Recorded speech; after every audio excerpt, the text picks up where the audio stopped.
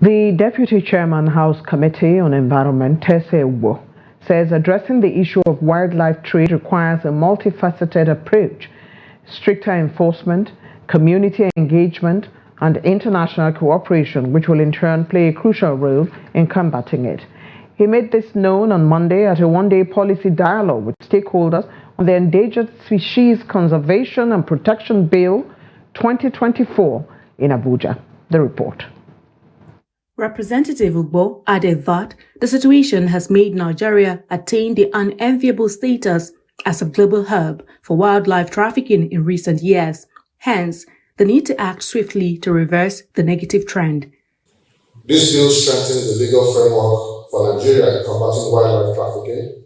It models the provisions of existing guidelines and establishes more stringent penalties for offenders, thereby serving as sufficient deterrents to intending offenders.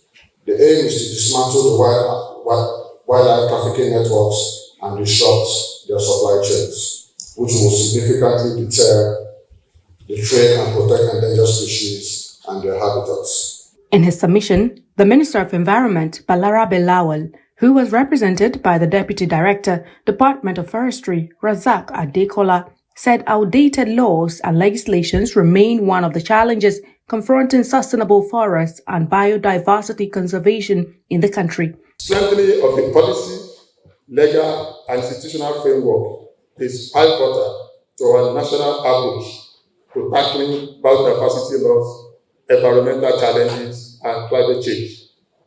The increasing population, coupled with transboundary crime, particularly wildlife and forest crime, has continued to mount pressure on natural resources. In his remarks, the country representative of United Nations Office on Drugs and Crime, Oliver Stope, who called for further review of the legislation, noted that the current legal framework is deficient as the penalties in the laws do not accord wildlife crime the seriousness it deserves.